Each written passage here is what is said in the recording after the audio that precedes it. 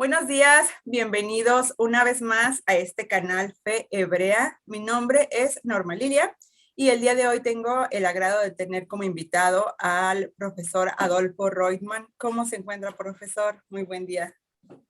Buenas tardes aquí en Israel. Me encuentro bien. Gracias por esta entrevista. Bueno, para los que ya lo conocen o para los que no, el doctor Adolfo Reutemann también es arqueólogo y es experto en religiones comparadas y es el curador de los rollos del Mar Muerto. Doctor Adolfo, pues muchas gracias por aceptar esta invitación para hablar sobre esta comunidad pues enigmática, ¿no? de Qumran. Quiero hacerle algunas preguntas al respecto. ¿Quiénes eran estos miembros de esta comunidad? Yo empezaría de la siguiente manera. Para más o menos el año 1947, probablemente en el verano de ese año, beduinos de la tribu de Taamire hallaron, ellos afirman por casualidad, los primeros 7 manuscritos del Mar Muerto en la cueva que nosotros hoy llamamos la cueva número 1. Esa cueva se encuentra localizada a 1 kilómetro al norte de un lugar llamado Qumran. Y Qumran son unas habitaciones, unos restos que se encuentran localizados en la costa noroccidental del Mar Muerto, aproximadamente a unos 40 kilómetros al este de Jerusalén. Ese es el comienzo de este descubrimiento que literalmente cambió la historia de la investigación en todo lo que tiene que ver con el judaísmo antiguo. Y seguramente después hablaremos también cómo influyó en los estudios del cristianismo. Eso sucedió en 1947. Después de la Guerra de Independencia, en 1948, a partir de 1949, la región en donde se encuentra Qumran, que es la región de Judea junto con Samaria, lo que generalmente en las noticias se llama hoy los territorios ocupados por Israel, pero en esta época no fueron ocupados por Israel, sino fueron ocupados por Jordania. Y esa situación política se mantuvo hasta junio de 1967, cuando estalló la Guerra de los 6 días, y desde entonces esos territorios están controlados por Israel. Y durante esos años se hallaron otras 10 cuevas con manuscritos. Aproximadamente, en total tenemos hoy unos 25.000 fragmentos de manuscritos. Y en esa época, los estudios llevados a cabo por la Escuela Bíblica Francesa de Arqueología, la École Biblique, encabezada por su director, un afamado biblista, Roland Devaux, excava en los años 50 Qumran, esos edificios o los restos de esos edificios, hasta mediados de ese año, hasta mediados de esa década, ¿no? De los años 50. Y obviamente a partir de ese momento empezaron a plantearse preguntas como la que vos me planteaste, ¿no? Norma, ¿quiénes vivieron ahí? ¿Qué relación hay entre los manuscritos o fragmentos de manuscritos hallados en las cuevas de Qumran con los hombres que vivieron en Qumran? Porque aquí cabe la salvedad que ningún manuscrito se halló en las ruinas de Qumran. Todos los manuscritos se hallaron en las cuevas próximas a Qumran, incluso muy próximas. Pero de todas maneras, no se encontraron manuscritos en las ruinas. Y como podés imaginar, ya vamos algo así como 75 años de investigación y literalmente miles de artículos y libros sobre el tema. El tema sigue en disputa, pero el consenso, que no significa necesariamente que tengan razón, pero por lo menos la mayoría de la comunidad científica internacional cree que en Qumran vivió un grupo, algunos también lo llaman técnicamente una secta, probablemente un ala radical, un grupo radical de un movimiento que se conoce a partir de algunas fuentes históricas como los esenios. Y a pesar de que este grupo se transformó en un grupo muy famoso por el hecho de este descubrimiento tan sensacional, de todas maneras son muy pocas las fuentes que nos hablan de los esenios, estrictamente 3 de la época, que nos llegaron las fuentes en donde se habla de ellos. Y con esto quiere decir los escritos del filósofo judío Filón de Alejandría, fines del siglo I antes de nuestra era y comienzos del primer siglo de nuestra era. Luego la del historiador judío de finales del siglo I de nuestra era, Flavio Josefo, ambos Filón y Josefo judíos, y escribieron en griego. Y un contemporáneo de Josefo, el geógrafo y militar Plinio el Viejo, que escribió en latín. Esas son las 3 fuentes que nos llegaron específicamente de esa época, que hacen referencia precisamente a los esenios. Y luego hay una 4ª fuente de un carácter diferente, porque no nos llegó la fuente misma, sino solamente una cita de esa fuente, que la trae un obispo del norte de África, de Cirenaica, Synesius, que trae una referencia a los esenios hecho por Dion Crisóstomo, que era un retórico griego, fines del siglo I, comienzo del siglo II de nuestra era, también en este caso en griego. Eso es lo que nosotros conocemos sobre los esenios, y es lo que la mayoría de la comunidad internacional cree, que estamos hablando de un grupo probablemente de origen esenio. Excelente. Quiero traer aquí a una pregunta. Hay relatos legendarios que dicen que esta comunidad de Qumran, o los miembros de esta comunidad, eran los legítimos levitas. ¿Esto se puede comprobar o es leyenda? Bueno, lo que nosotros sabemos es que en esta comunidad, a partir de sus escritos, el componente sacerdotal era un componente muy importante. Muy probablemente los fundadores de este grupo tuvieron como origen un grupo sacerdotal, incluso el llamado maestro el Moreat Tzedek, ¿sí? El maestro de justicia, lo que sería de alguna manera el fundador mítico de la comunidad. Probablemente un personaje histórico cuyo nombre no sabemos, del siglo II antes de nuestra era, a veces se lo llama como el sacerdote, HaKohen. Y como bien sabes, los sacerdotes derivan, en última instancia, de esa tribu de Israel que son los levitas, que luego se separan en lo que serían los sacerdotes, los Kohanim, y luego los levitas que ayudaban a los sacerdotes en su tarea en el templo. Así que en ese sentido, ¿sí? Podemos decir que por lo menos los fundadores de la comunidad o de este movimiento probablemente sí tuvieron un origen sacerdotal, pero hay que suponer que luego también se fueron adhiriendo a este grupo personas que no necesariamente tenían un origen sacerdotal. Ok.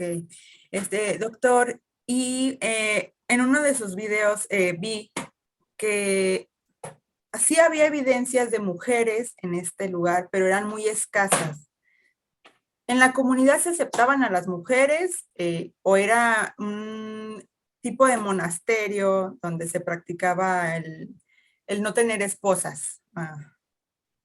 Bueno, el tema es un tema que ha generado y todavía genera muchísimas polémicas, primero habría que aclararle al público o a los participantes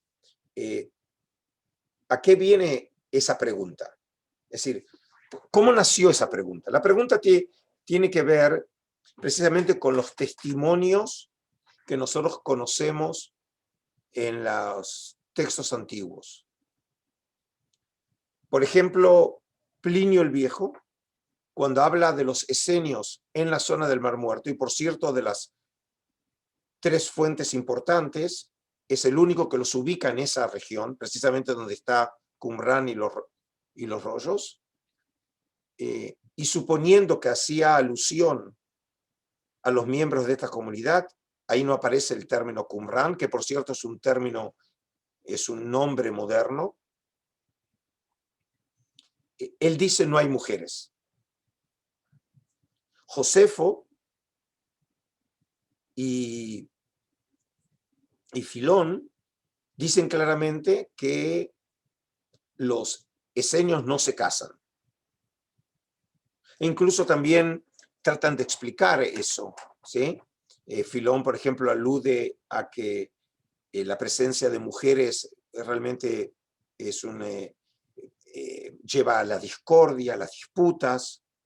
En el caso de Josefo, por ejemplo, alude que las mujeres no les son fieles a los hombres. Obviamente que hoy serían muy problemáticas esas declaraciones en el mundo del Me Too. Sí. Pero Josefo dice que hay otro grupo de esenios que ellos sí se casaban. Es el único que hace referencia a que hay 2 grupos de esenios. Y esto es importante porque de los 3 testimonios, el único que nació en la tierra de Israel e incluso en algún momento pensó por ahí incorporarse al movimiento de los esenios fue Josefo. Significa que él tuvo contacto directo en algún momento con estos hombres. En el siglo I, el movimiento tenía más antigüedad, pero por lo menos en el siglo I de nuestra era.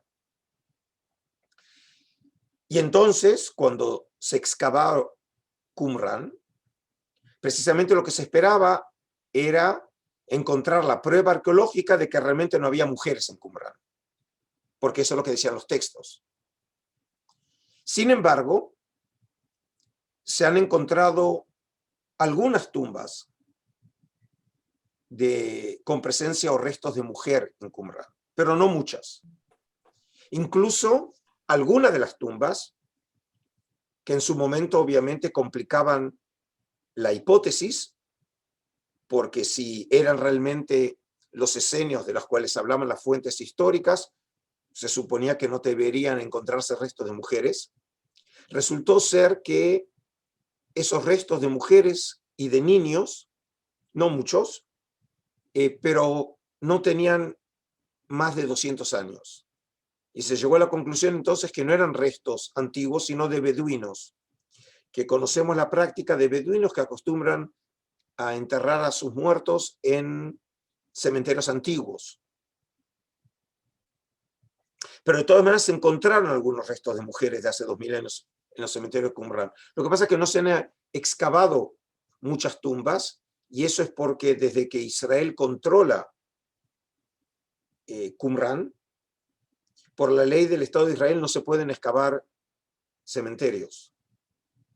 Por lo tanto, lo que tenemos es la información que se obtuvo hasta la década del 60, que son muy contados, creo que no llegan a 60 y algo las tumbas excavadas.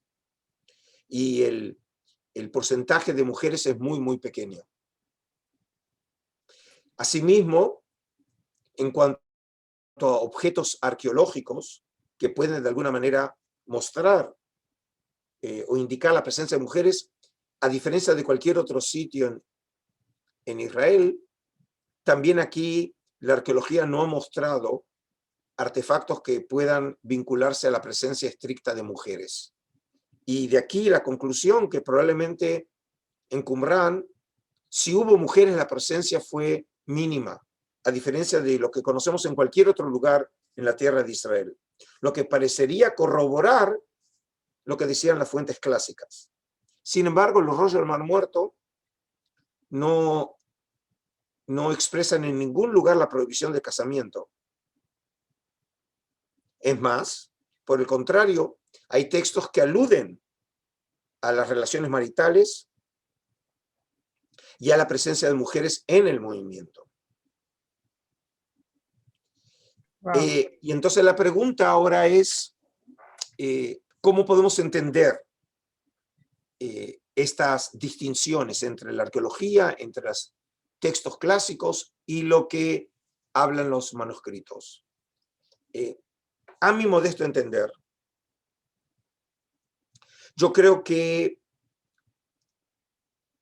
la arqueología nos indica algo particular que sucedía en Qumrán. Es decir, ciertamente parece no haber habido una prohibición, pero probablemente Qumrán, que por cierto no sabemos bien quiénes eran los que vivían ahí, no sabemos por cuánto tiempo, no sabemos de dónde venían, pero puede ser que Qumrán mismo haya funcionado de alguna manera como un lugar de preparación o de retiro para aquellos que durante un tiempo, y no sabemos por cuánto, vivían ahí. Y en ese sentido parece Qumrán haber sido diferente incluso a las prácticas llevadas a cabo por otros grupos de ese movimiento en otros lados. Y voy a tomar aquí un ejemplo que para algunos es significativo. Hay un documento clave entre los rollos del Mar Muerto llamado la regla de la comunidad, técnicamente llamado el Serej Ayahat. De ese documento se han encontrado unas 12 copias. Y la copia más completa, pero no la más antigua, se encuentra en la colección que yo dirijo en el Santuario del Libro en Jerusalén. Sería, como su nombre lo indica, la regla según la cual tenía que vivir ese grupo, en la cual se hace referencia a ciertas prácticas, a la comida comunal, a las reglas de entrada, a las reglas de castigo, a la teología del grupo, y a excepción de un solo pasaje en donde se hace referencia a la mujer en una cita bíblica, no hay ninguna referencia a las mujeres en el texto. Lo que llama la atención, si realmente es un documento que habla de la vida de esos hombres, ¿por qué no hacer referencia a eso? A la presencia de mujeres o de familia o algún tipo de regulación al respecto.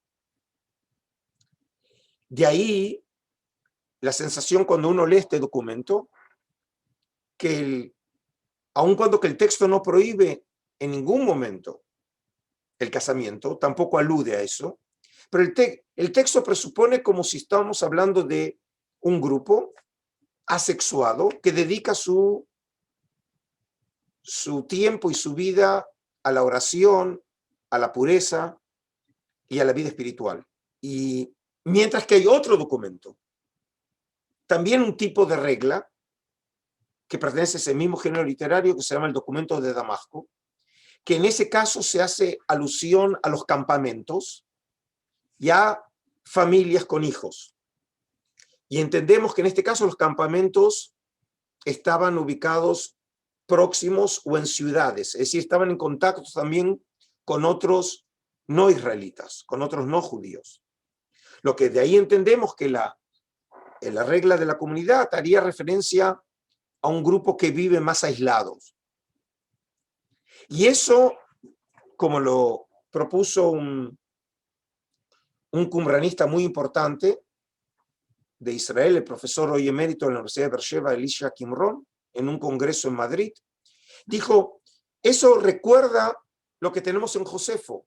Dijo, esto recuerda de alguna manera lo que aparece en el texto de Josefo, que hablaba de dos grupos diferentes de senios. Los que se casan y los que no se casan.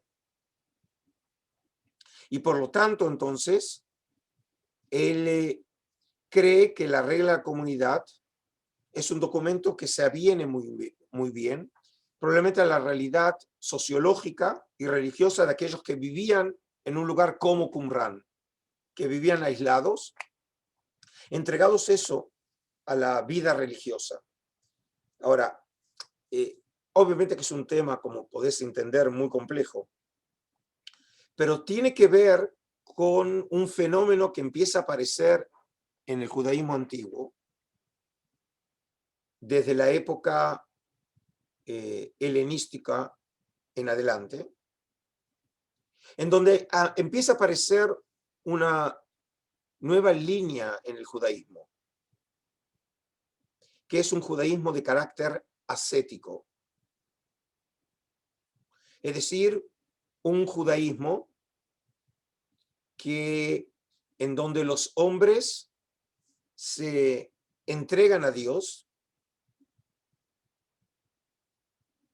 y en ese sentido, estos hombres entregados a Dios no tienen tiempo de entregarse a la vida familiar.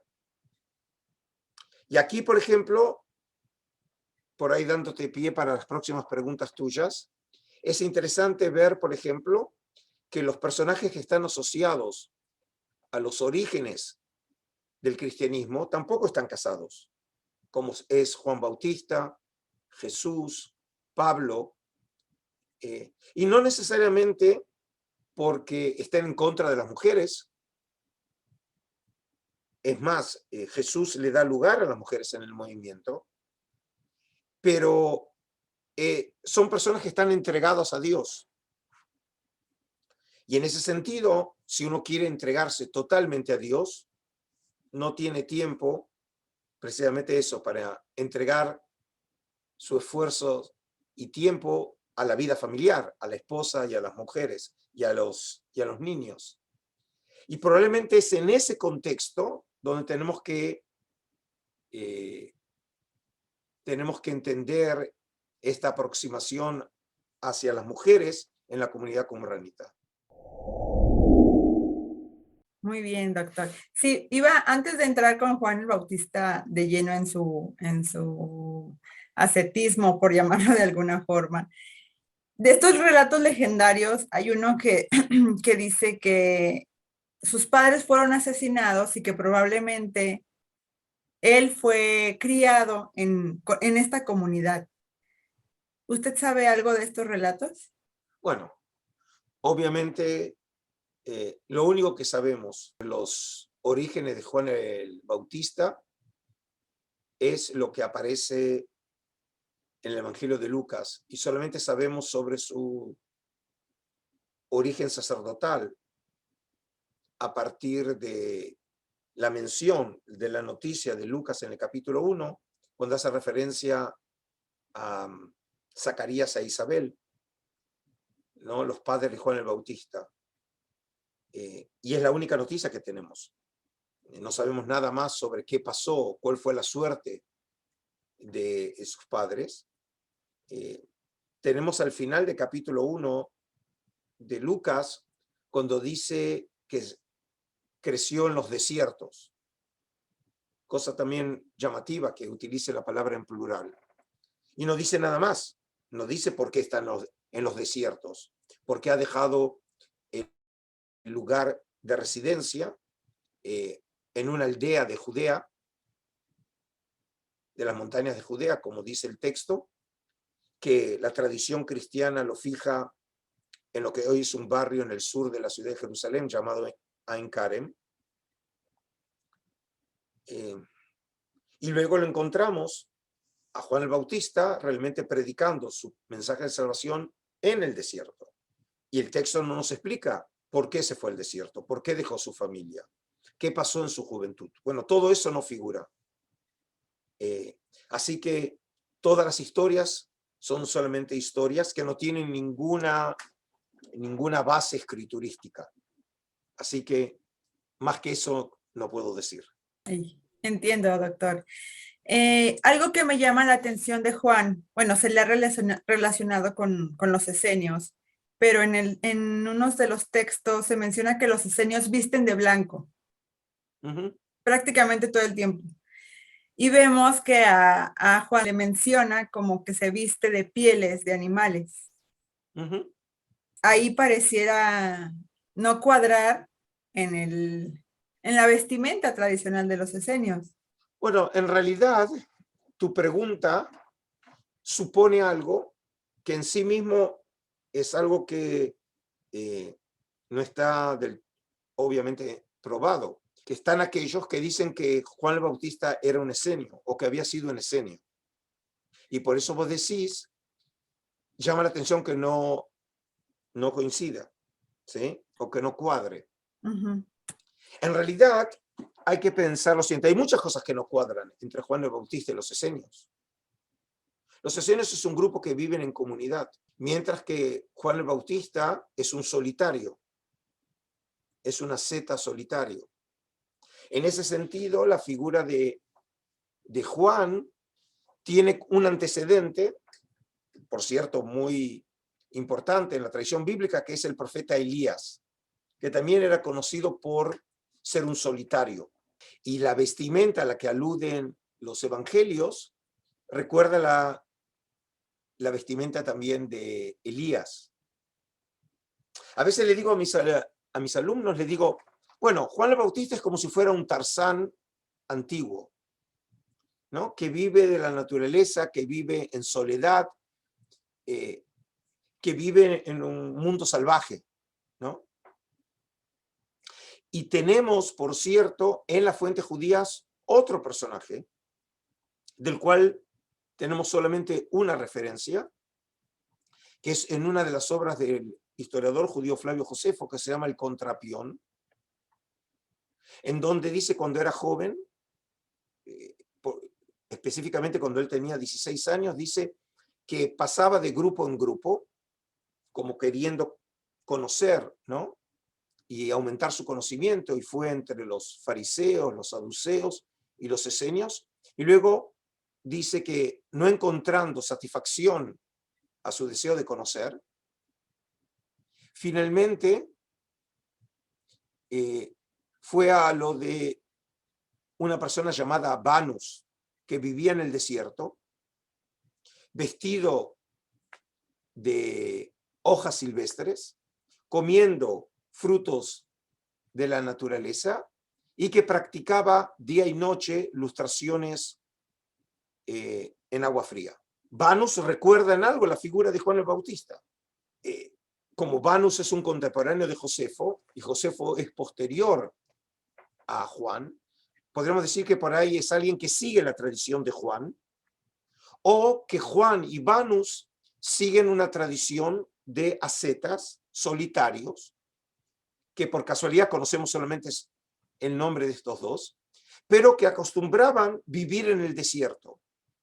Josefo no dice en qué desierto. En el caso de Juan, por lo menos según Mateo, es el desierto de Judea, y probablemente, como humildemente creo, por lo menos en los comienzos, el lugar de actividad de Juan el Bautista era el norte del Mar Muerto, en la parte oriental del Jordán, lo que sería el sur del Jordán y el norte del Mar Muerto, en una zona realmente desértica. Y en este sentido, entonces, esta manera de actuar de Juan es muy diferente a los qumranitas. Por eso no es solamente en la vestimenta, sino en su sociología. Incluso, yo diría en otro aspecto muy importante, y es en la perspectiva religiosa de Juan, el mensaje escatológico, anunciando el final de los tiempos, la proximidad del final de los tiempos. Ese mensaje está dirigido a todo Israel. Es decir, es un mensaje inclusivo, que no está dirigido a los justos, sino por el contrario a los pecadores. Y en esta categoría entran todos, desde los cobradores de impuestos, las prostitutas, los enfermos, ¿sí? Y esa línea religiosa luego va a ser adoptada por Jesús, cuyo mensaje también está dirigido a todas esas personas que fueron marginados de la sociedad. El grupo de Qumran es un grupo totalmente diferente, es un grupo elitista, un grupo que quería y proponía y tomaba acciones activas de promover la salvación, pero solamente para aquellos que habían sido elegidos previamente por Dios. Una idea que por cierto no aparece en la teología de Juan o de Jesús. Es decir, en realidad todos pueden obtener la salvación, en tanto realmente se arrepientan. En el caso de los qumranitas, Dios ya había fijado antes de su nacimiento quiénes habrían de ser salvados. Por eso era un grupo muy exclusivo y también sabemos que era muy difícil ser aceptado dentro de la comunidad. Así que en este sentido vemos que hay diferencias muy importantes. Hay investigadores que creen que puede ser que Juan el Bautista en algún momento haya pensado ser miembro de esa comunidad, cosa la cual creo que puede ser que haya sucedido, pero no es el Juan Bautista que nosotros conocemos. Es decir, si alguna vez Juan el Bautista estuvo en contacto con este grupo, incluso puede haberse visto influido por algunas nociones religiosas de ese grupo, en algún momento Juan el Bautista rompe con este grupo. Y por eso su proceder, su perspectiva religiosa es diferente a la de los qumranitas. Así es. O como usted mencionaba, así era como una especie de también como zona donde iban y se retiraban un tiempo, un retiro espiritual, igual y fue un tiempo allí, los conoció, pero en algún momento salió y tenía Bueno, ahí. pero no, en última instancia eso queda simplemente en esas posibilidades siempre abiertas, pero siempre hay que distinguir entre los testimonios que tenemos en las fuentes, que puedan certificar algo concreto, y simplemente las hipótesis que nosotros los historiadores proponemos, muchas veces forzados por el hecho de que no tenemos suficiente información y nosotros queremos entender el pasado, y entonces no nos queda otra que proponer ciertas reconstrucciones históricas, pero con el cuidado siempre que son solo reconstrucciones hechas por los estudiosos y no hechos probados a partir de datos ciertos. Bueno, por cierto,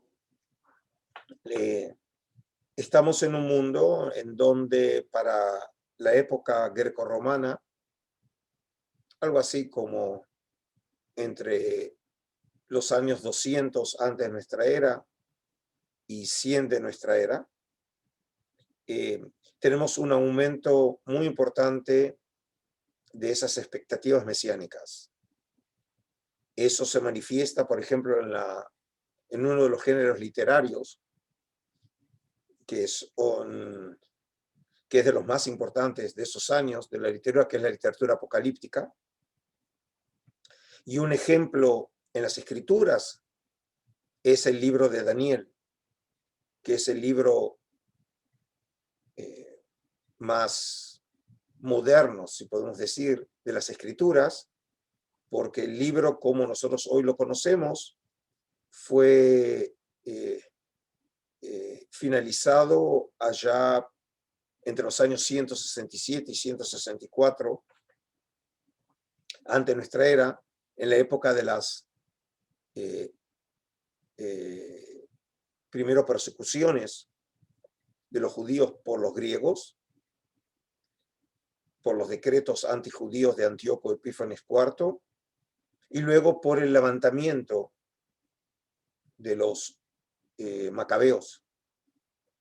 Y en ese libro obviamente se hace alusión precisamente a esas esperanzas de corte escatológico, ¿no? Del final de los tiempos. Incluso, por ejemplo, en el último capítulo, capítulo 12, al comienzo, se hace una referencia directa a la creencia que el fin de los tiempos estará acompañado por la resurrección de los muertos. Una creencia, por cierto, que no tiene antecedentes bíblicos. A pesar de que aparece el libro en la Biblia hebrea, ese libro forma parte de lo que llamamos la literatura postbíblica, de la época intertestamentaria o la época del Segundo Templo. Y así podemos encontrar otros textos de la literatura judía de la época que precisamente alude a eso, a esas creencias del final de los tiempos. No podemos decir que el judaísmo en estos años haya elaborado una doctrina única. Existen creencias, no necesariamente articuladas, hasta el punto, por ejemplo, que en los textos de Qumran se habla de la venida de más de un Mesías. Hay lo que se llama un Mesías de Israel, un Mesías davídico, pero también se hace referencia a un Mesías sacerdotal. Incluso hay textos que hacen alusión a las figuras o aparición de figuras de carácter mesiánico, como por ejemplo puede ser un documento único hallado en la cueva número 11, llamada la figura de Melquisedec, que sería un ser celestial con características también mesiánicas. Tenemos textos que hacen alusión al Hijo de Hombre, que por cierto, también esa alusión y esa terminología incluso la encontramos en el Nuevo Testamento, incluso aplicada a Jesús mismo. Así que en ese sentido podemos decir que es un mundo que vive en una tensión religiosa, esperando el final de los tiempos.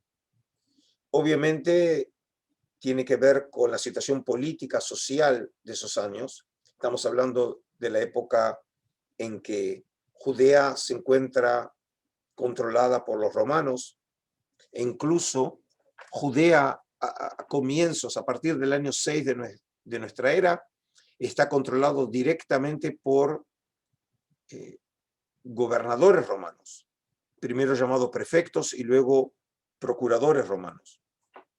De ahí obviamente la historia de Poncio Pilato como procurador o gobernador de Judea. Es decir, hay un control directo de Roma y hay grupos judíos muy belicosos, muy rebeldes, que se oponen al control de una potencia imperial como los romanos.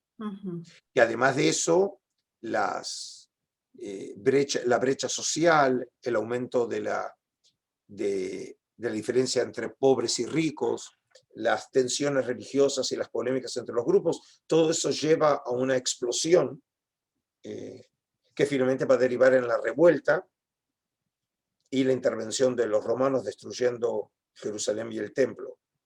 Y todo esto era visto como los dolores de parto de la época mesiánica. Así que los textos de Qumran son un reflejo de esta plétora de posibilidades. No hay una doctrina mesiánica. Y mucho menos, por supuesto, lo que tiene el cristianismo, que es identificar al Mesías con una persona específica, como lo fue Jesús de Nazaret. Ok. Sí, porque en una ocasión escuché que había un Mesías como, bueno, en esta comunidad pensaban un Mesías como celestial. Es una de estas líneas que usted menciona. Sí, sí. Es decir,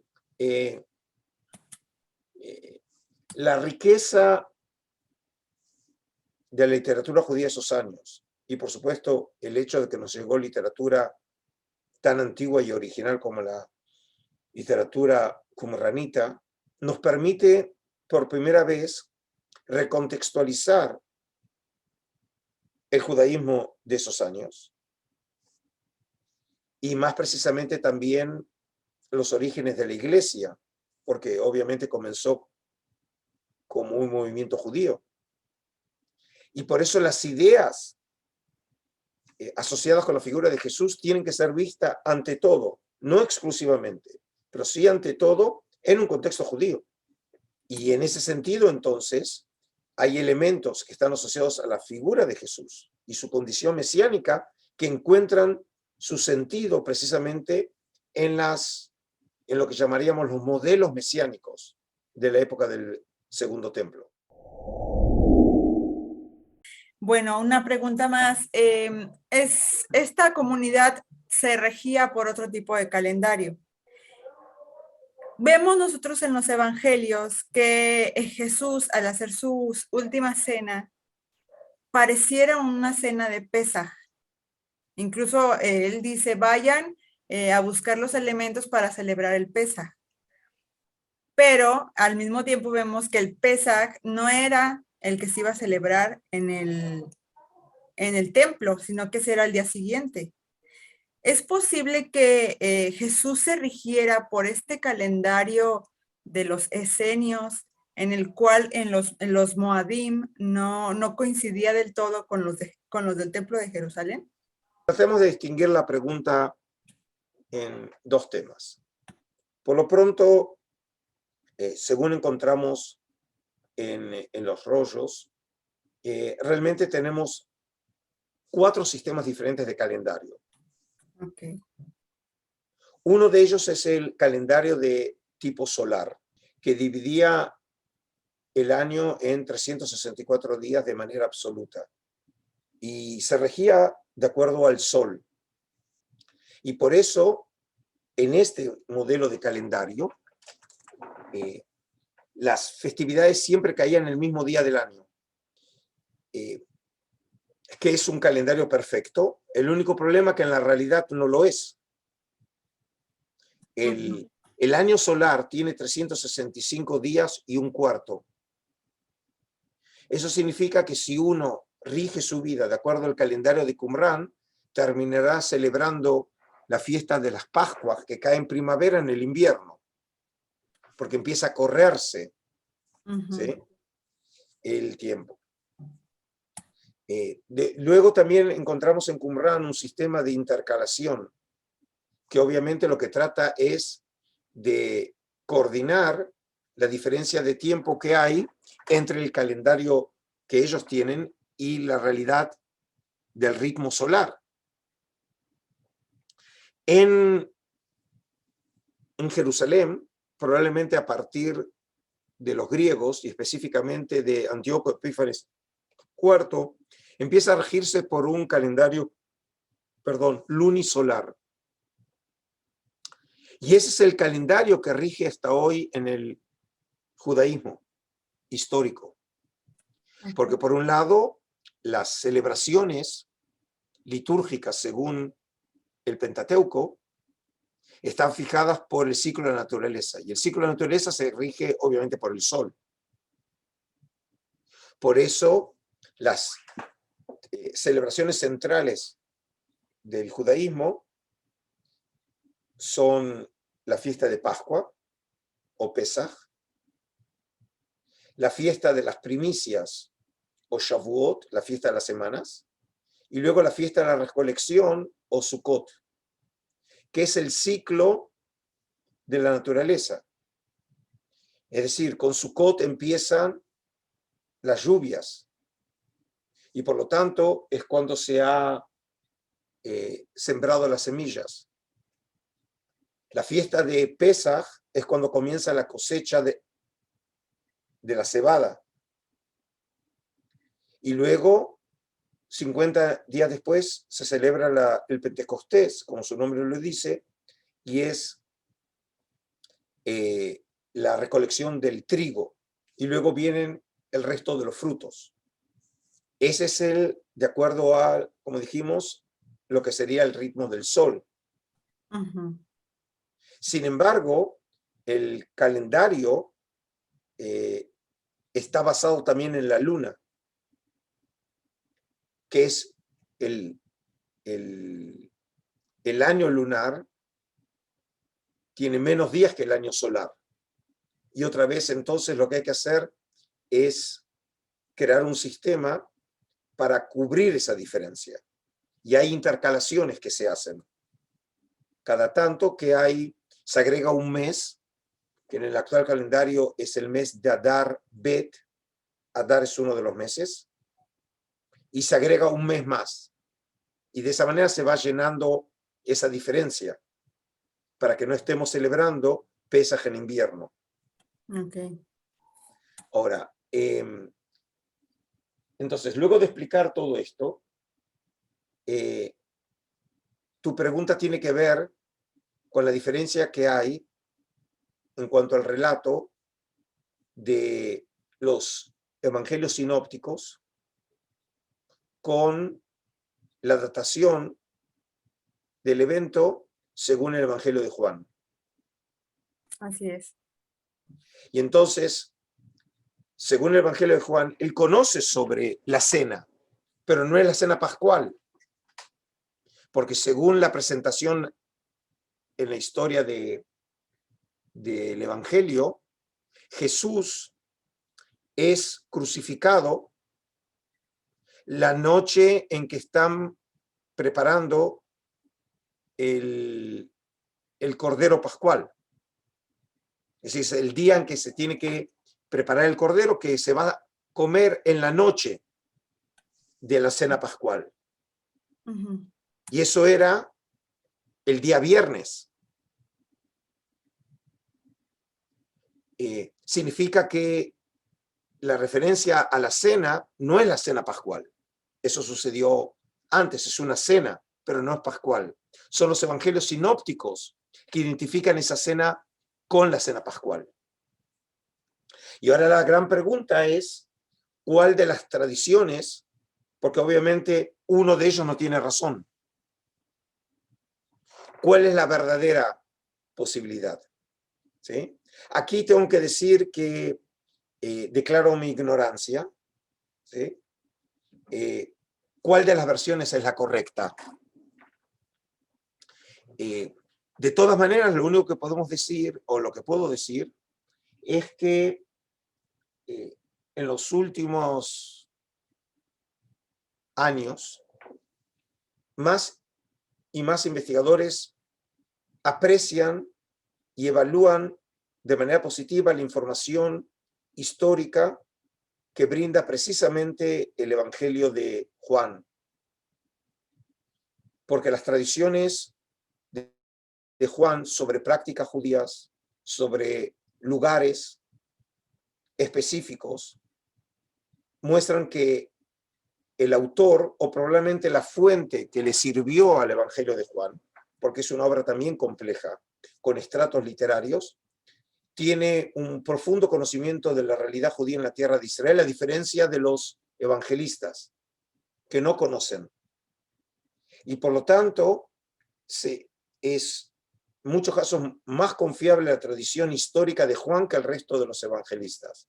Y en ese caso, si me tuviera que apostar, yo diría que la tradición juánica en este caso parecería ser la que refleja realmente la realidad histórica. Pero otra vez, no soy un experto en Nuevo Testamento, y esto lo dejo para los biblistas que lo son. Ok, doctor. Vimos ya de Juan el Bautista, ya vimos sobre Jesús. ¿Es posible que Pablo, el apóstol, haya conocido también estas ideas de los esenios y haya adoptado alguna de ellas? Y lo comento por lo que hablábamos del matrimonio. Ya ve que en una de sus cartas él dice que es mejor quedarse sin casarse que casarse. Y esto pues evoca mucho estas ideas de los esenios. ¿Es posible que Pablo tuviese un contacto con ellos? Bueno, realmente es difícil saber si tuvo contacto con ellos, pero lo que sí es probable, que de alguna manera conocimiento literario o ideas o tradiciones que tienen que ver con este movimiento le hayan llegado a Pablo. Porque en Pablo encontramos en algunos casos parecidos muy llamativos. Por ejemplo, una de las ideas que no son típicas del judaísmo tradicional es la creencia en la predestinación. Y esta idea de predestinación sí aparece en el pensamiento paulino. Encontramos, por ejemplo, otros elementos, a veces son expresiones que encontramos en Pablo y lo encontramos en los rollos del Mar Muerto. Por ejemplo, la expresión obras de la ley, que es una expresión que lo conocemos en los rollos. Incluso en Pablo aparece la idea de una comunidad como templo espiritual, idea que aparece también en la comunidad del Mar Muerto. Hasta tal punto que uno de los grandes estudiosos del cristianismo antiguo y de la comunidad del Mar Muerto, un profesor ya fallecido, que alguna vez tuve la suerte de estudiar con él, David Flusser, de la Universidad Hebrea de Jerusalén, escribió un artículo hoy clásico que lo llamó el paulinismo antes de Pablo. ¿Cómo puede haber un paulinismo antes de Pablo? Porque hace referencia a la comunidad del Mar Muerto, que parecería ser que es un lenguaje y una teología de carácter paulino, lo que muestra que probablemente en algún momento puede haber sido de manera indirecta, no necesariamente entró en contacto con la comunidad del Mar Muerto. Eso no. Algunos, por ejemplo, sugieren que por ahí el contacto lo tuvo cuando Pablo estuvo en Siria. Y puede ser que haya entrado ahí en contacto con grupos que sí tenían que ver algo con este movimiento. La prueba está que la revelación de Jesús resucitado a Pablo es en el camino a Damasco. Y uno de los documentos que se llama en Qumran se llama el documento de Damasco. Y una gran pregunta es, ¿a qué Damasco hace referencia este documento de Qumran? ¿Acaso a la ciudad de Damasco? ¿O acaso es un nombre críptico que alude a otro lugar? Bueno, puede ser también a Damasco. ¿Sí? Y la prueba está si realmente hubo grupos esenios por esa zona, en la zona de Siria y el Golán. Y puede ser que sí haya habido por esa zona. Y puede ser que de ahí le hayan llegado algunas ideas, conceptos, que luego fueron articulados dentro de la teología paulina, que obviamente tiene elementos particulares, que no tienen origen en la comunidad del Mar Muerto, sino tienen que ver en la religiosidad helenístico-romana. Y Pablo elabora una teología particular que coloca al Cristo resucitado, lo que llamamos al Jesús de la cruz, en el centro de su teología, a diferencia del Jesús de la historia. Y en ese sentido, puede ser que una de las aguas de las cuales haya abrevado Pablo haya sido precisamente de la teología qumranita. Muy bien, doctor. Pues sí, como vemos, esta comunidad del Mar Muerto pues influyó mucho en el judaísmo de su época y en el cristianismo también podemos ver allí influencias. Yo diría que no sé hasta dónde en el judaísmo de su época, pero paradójicamente podemos ver probablemente elementos de este movimiento que se filtraron en esa iglesia naciente, sea en la teología de Juan Bautista, sea en ciertos elementos del pensamiento y la religión de Jesús, por ahí incluso más notable en el pensamiento paulino, e incluso después lo podemos rastrear en otras vertientes del cristianismo antiguo, incluso más que en el judaísmo. Claro. ¿Sí? Y es una de esas paradojas de la historia. Qué curioso fenómeno, ¿no? Bueno, doctor, pues otra vez muchas gracias por haber aceptado esta entrevista sobre este tema. ¿Algo que quiera agregar?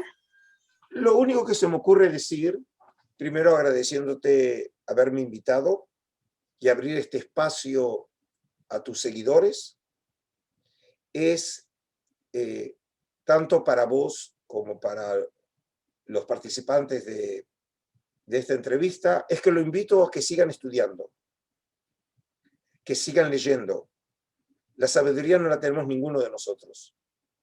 Están en los libros. Todos nosotros también aprendimos de los libros. Incluso a veces humildemente escribimos algunos de ellos. Y es invitarlos a eso, a que sigan preguntándose y estudiando. Y yo diría, muchas veces el estudio, la investigación es visto como una amenaza a la fe. Si uno quiere adoptar una fe adulta, tiene que hacer enfrentándose a los desafíos del estudio histórico. El estudio histórico no necesariamente tiene por objetivo anular la fe o descalificar la fe, sino darle a la fe un marco histórico, conceptual, literario, religioso, político, sociológico, porque hay que recordar que todas estas historias sucedieron en un momento de la historia, en un lugar determinado del planeta, en una realidad social y política, que si uno no lo comprende, no entiende finalmente el mensaje de esos textos. Pero obviamente eso obliga a una lectura mucho más cuidadosa, menos literal de los textos. Y muchas veces tengo que decir que la lectura de los textos está viciada de una aproximación particularmente teológica, desconectada de la historia. No descalifico la teología, pero la teología tiene que encuadrarse con la historia. Y es un verdadero desafío, porque muchas veces, entonces, hay preguntas sobre hasta dónde este relato puede ser o no histórico. ¿Y qué significa entonces no considerar un pasaje de las Escrituras reveladas como no histórico? ¿Sí? Sin duda que generan dudas en el creyente.